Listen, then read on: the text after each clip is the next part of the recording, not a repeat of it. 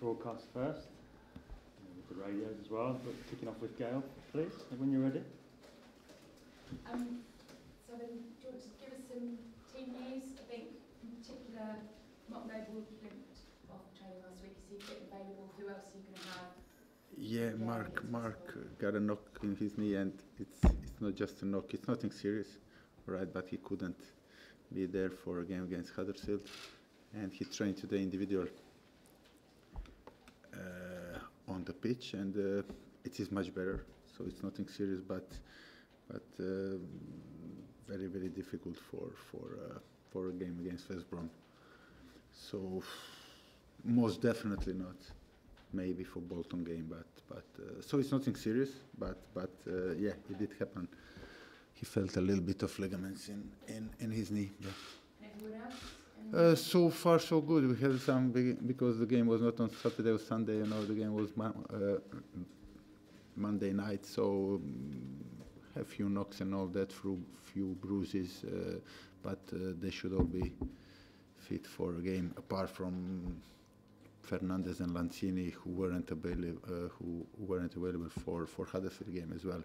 So Fernandez is looking like he's going to start to train with us in a couple of days, mostly. And Manuel Lanzini, hopefully 1 week, 10 days. I don't know. You still don't know. It's going to be 1 week or 2 weeks. But he's running. He's training with the ball, and it looks so far so good. And that's basically it. Yeah. Sorry.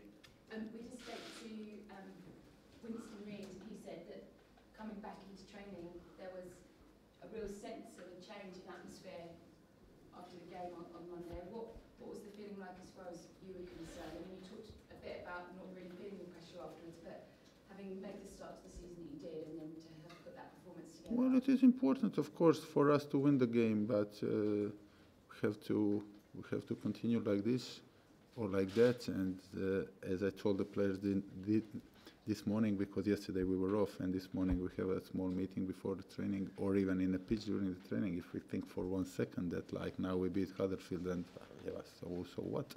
You know, we have to build on this. And I told them that we beat Huddersfield. Okay, we beat Huddersfield not on Monday night. We beat Huddersfield on Saturday and Sunday when we trained on our stadium, at our stadium, when there was proper fire in trainings. And we have to produce it more or less every day. And we have to do it tomorrow. And then, and only then, we're going to be in a situation or in a position that we can get something out of Saturdays or any other game. You mentioned that there was a hunger there on the weekends. Why is it taken to this point? Why it taken to this point? I mean, you know, it's not that black and white. It's not that before there hasn't been a hunger. No, but you're absolutely right. No, but you are absolutely right. Why the players, and we are not the only club like that, why they are giving their best when they're really with their backs to the wall or whatever. It's a question mark, and the art is to make them, or for themselves to make them, and that is the difference between great players and good players. Because they do it every day or every week. Every day they want to move the boundaries, they're individual, and then they produce that with the team as well. Is that down to them, or is it down to you? Well, both, definitely both. Well, it is my job as well to do it and to keep them in that zone, whether that's it when not to fly too high or not to be big-headed.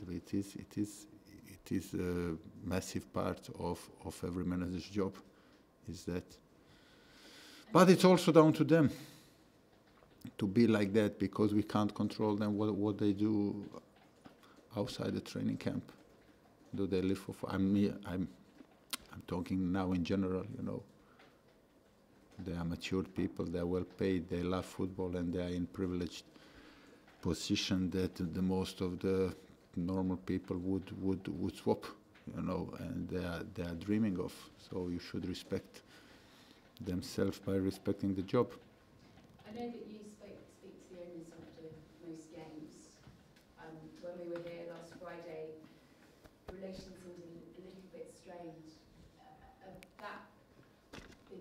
now that you've got I that don't know time? what you mean by strained, but I speak to Mr. Sullivan, okay, after every game, and it was after. It is like that since I joined the club 2 years ago, and we spoke after the game. And of course, that after good runs or after win, it is it's like more relaxed talk. Let's say like this, you know.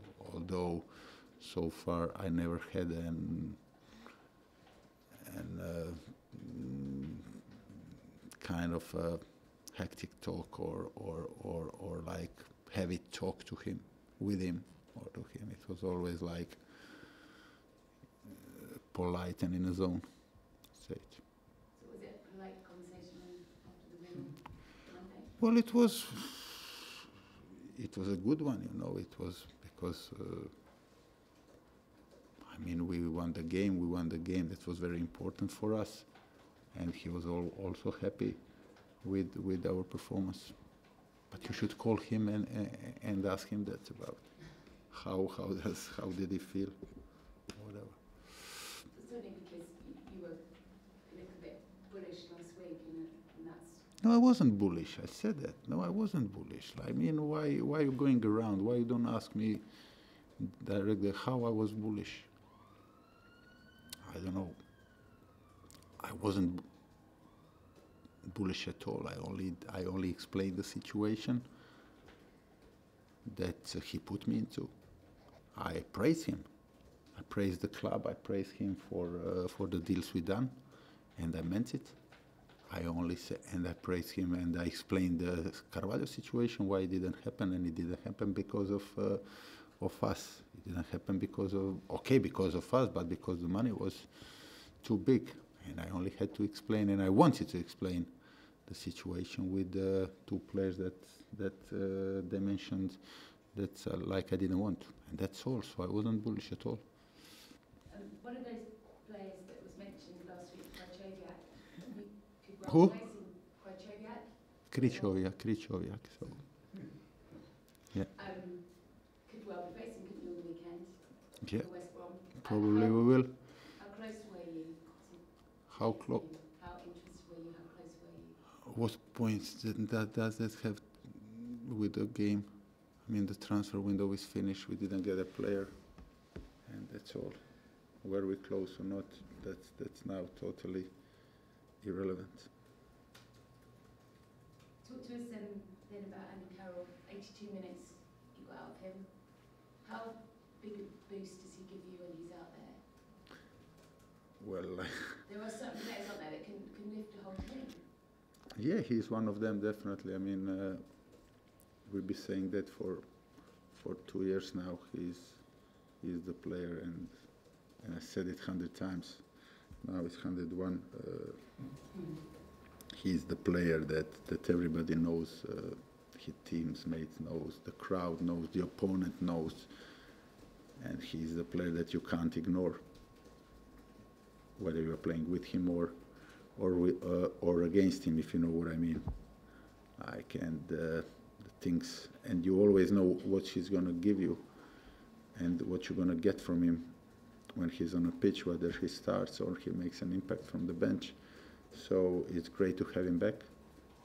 Now the question is, and that's $1 million question, is he going to be available, and how we're going to manage him to keep him fit, hopefully for the rest of the season or for the rest of his career.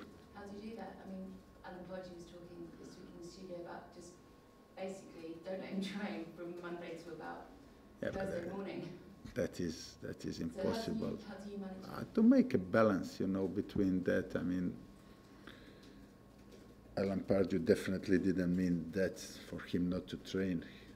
He wanted to show that there are some players, and he's definitely one of them, that you have to find a kind of a special kind of a treatment or managing for him to be available for the games.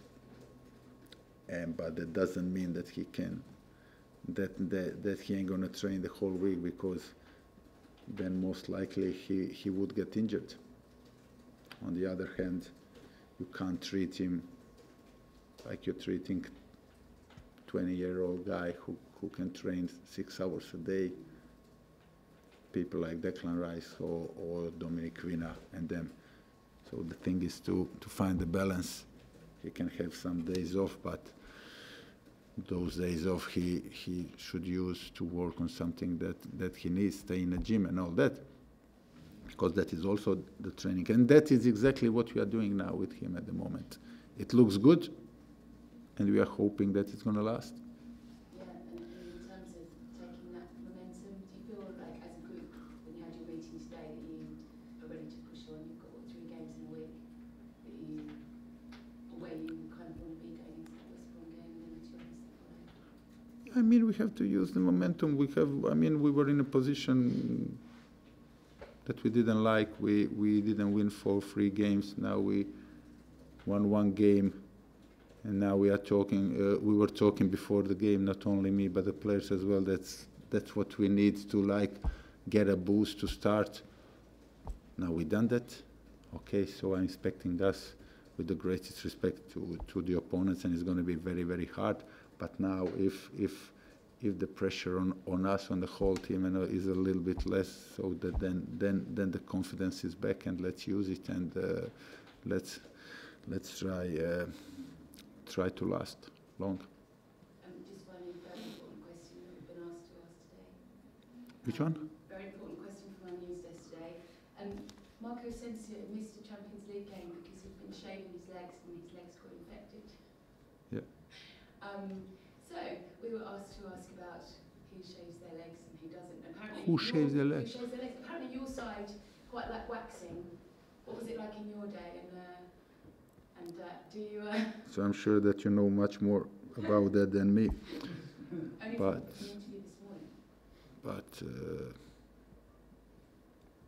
it's nothing new. You know, the players are doing that.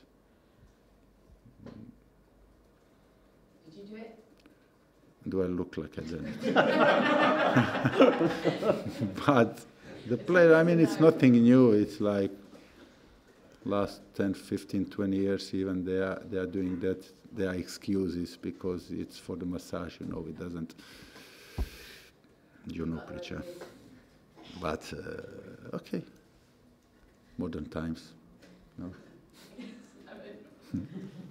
All right, guys. Got even more respectful now. How crucial is that confidence you talked about? How crucial is that going into the West Brom game? It's for me. It's crucial. You know, I saw even yesterday few managers were talking about it, and we are talking about the teams that played in the Champions League, how that affects them. The confidence, it comes and goes. You know, as I said, class is permanent. Confidence can vary, and it is. So it is important, like in every job. So now, as I just said, now we should have it back. If that was the reason, and that was definitely one of the reasons, if that was the reason, then there's no bigger motivation than that for Saturday game. Let's keep it, let's use it, let's build on that, and try to produce the same on Saturday. So it's not only the games, you know. You have better trainings, you have better atmosphere and all that. So it is like a chain, you know. You have many good things that are more positive now, as they are in any other club. You said about the training. You said that they had fire on the Saturday and Sunday before that game on Monday. How do you make sure they keep that? By being there, by being with them on a pitch, by talking to them, by showing them, by having individual talks, by those kind of things. That's the only way. So we've been waiting for this, and now we don't want to lose it. You know. You said that Frank de Boer played on your mind before Huddersfield. I know that I didn't say that. I didn't say that. I said that's because somebody asked me, do I feel pressure? I mean, of course. I mean, there was his example one day before. didn't think about him in the, and I don't need him or didn't need him to like know the mechanism of, like I didn't need Marco Asensio thing to know that the players are shaving their legs. No, I know that, I see that every day. So what about Frank de Boer? Sorry. Just the reference of pressure on managers. Pressure is all. If you had a sense of relief after Monday night, effectively. No, I told after the game, I said that I don't look at my job from that perspective. I had a relief, not a relief. I was happy, and I'm still happy because I feel good when we win a game. And I was happy because I saw the response from my team. I saw the energy. I saw the performance. That wasn't a nice game of football for neutrals, for example, but that was really proper professional game, and they've executed the plan that we have, and I saw dominance from the start, especially in the first half, and we were rewarded with a little bit of luck before the first or for the first goal, and that's why I was happy, not relief in a sense of what I bought some time or whatever. No. Maybe luck for the first goal, but not luck in keeping your first clean sheet of the Premier League season. Yeah, we deserved it. Yeah. It was good win. It was good game for us to build on. Not only 2-0, but also, as you said, clean sheet. It's not, and I'm not talking now only about Joe Hart. I'm talking about defense. I'm talking about the whole team. And you can't say that we were lucky, They had one chance from like that shot towards the end of the game, and we were really good in that department. And that's why that game or those 3 points, we can use that to build on that. Not to build on West Brom, to build today, tomorrow, like in everyday's training. And just finally, Marko Arnautovic is available again. Does that give you a bit of a selection headache? It does, of course. He's back. He's been frustrating. We were frustrating. I was angry and frustrated. Now he's back. He served the ban, and now he will be in a squad for a game against West Brom. And it's good to have him back. Thanks. Pete. Slaven, what do you make of West Brom this season? Because apart from last weekend against Brighton, they perhaps surprised a few people.